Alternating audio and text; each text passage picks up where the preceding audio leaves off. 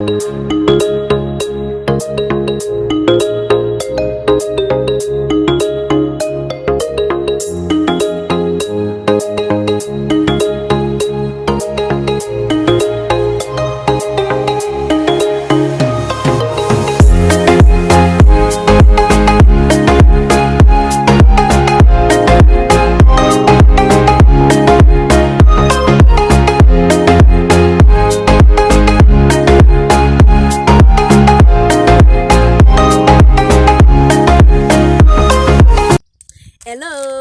praise the Lord.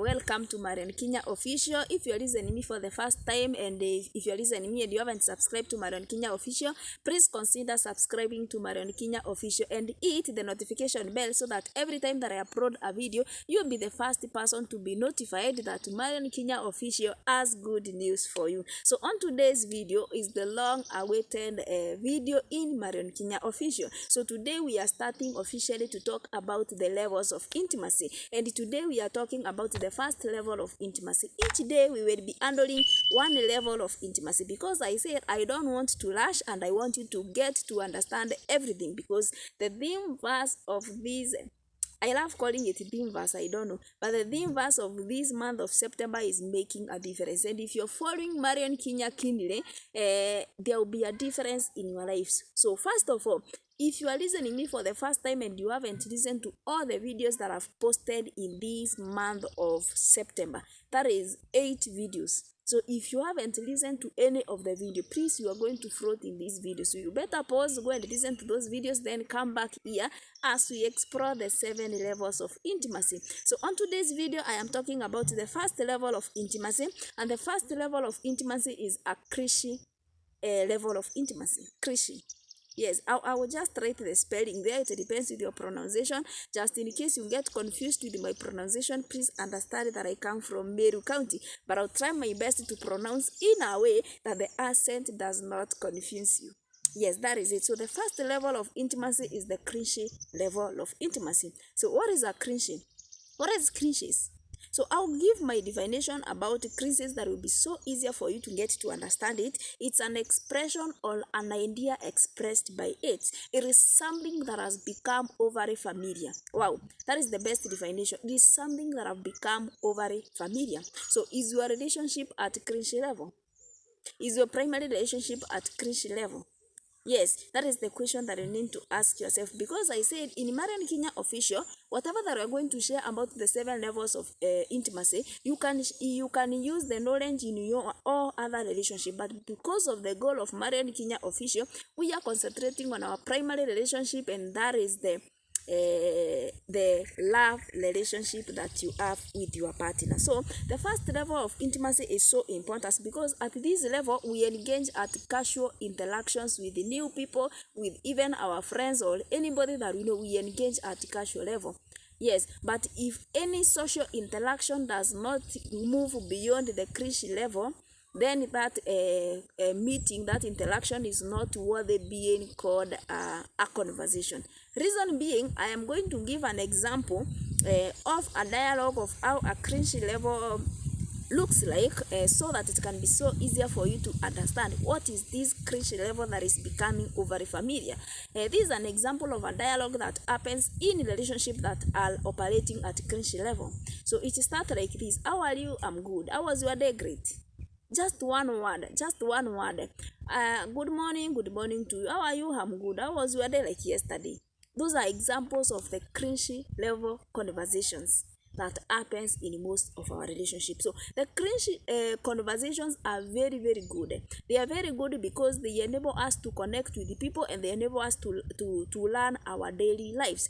But if clichè level is used for a long period of time, especially in our love relationship, it is going to kill or to destroy the soul of a relationship, and therefore it is going to destroy the true intimacy that we need to enjoy in a relationship. So it is good for starting conversation, but once it is overly used, it becomes overly familiar in your relationship or in your love relationship, and therefore it is going to kill the soul of a relationship, and you are not going to enjoy the intimacy, the true intimacy in that relationship. Now the question is, why do we communicate at a clichè level? What happens? The first thing is that the clichè level are powerful, initial conversation starters with the people, and they help us to maintain a connection with the people at a certain level.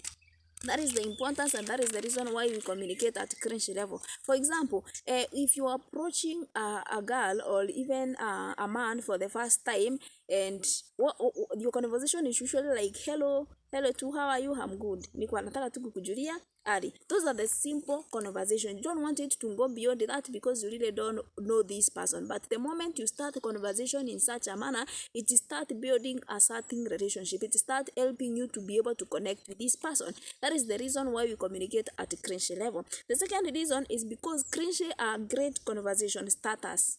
They are very great conversation starters. But remember, in your primary relationship, if the cringe level does not move beyond that level, it becomes it kills that relationship, and it fails to quench the thirst of intimacy. So it's good for starting conversation, but in your primary relationship, it needs to move beyond that. It needs to move beyond knowing how are you good, what's your name. It must move beyond that. Another reason why we communicate at cringe level is because cringes can be used to kill conversation. Yes, someone can relate with you at a cringe level because they don't want to relate with you, they don't want to communicate with you. The cringe level can destroy any chance of maintaining a good communication. For example, in your love relationship, you might be talking with someone, hi, how are you doing? And then they tell you, I'm good, or they tell you good or great.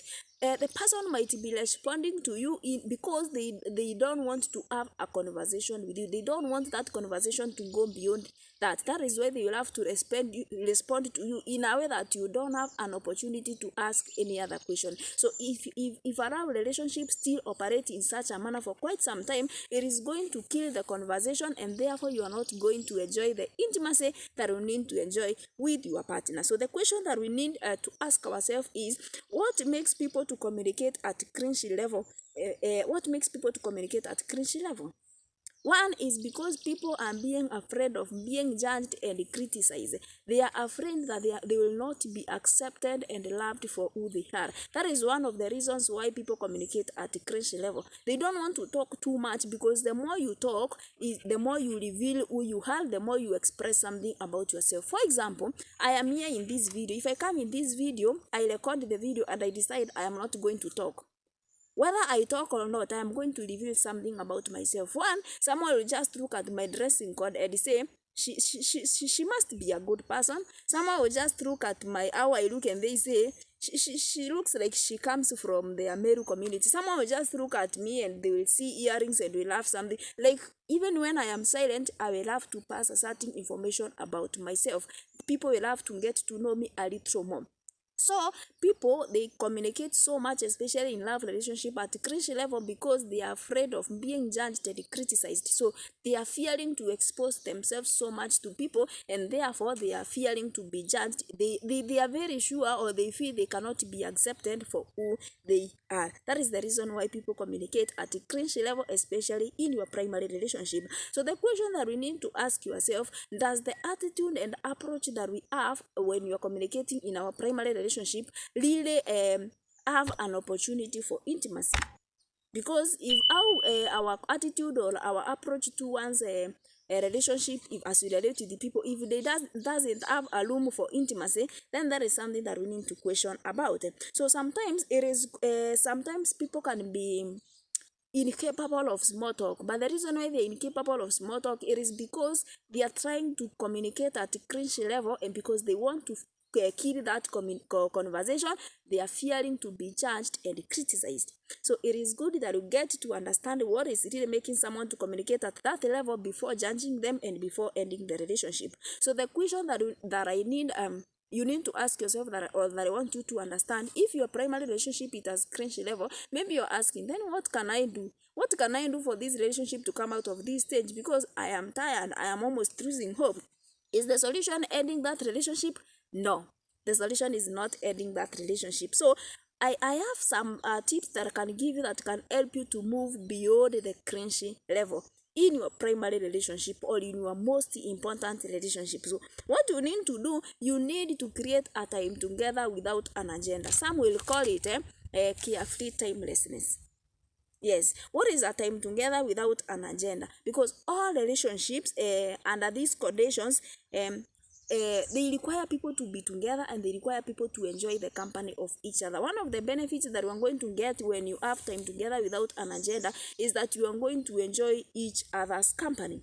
And what is this time together without an agenda? You need to plan for a date. You need to plan for for a date with your partner. But the reason why you are meeting, it's not because you have something that you want to talk about. No, you just plan, have a meeting, but you don't know what to talk about. Once the day of meeting just come, then that's the time that what you will talk about will just have to reveal itself, and therefore you will have your partner will have an opportunity to reveal about themselves a little more.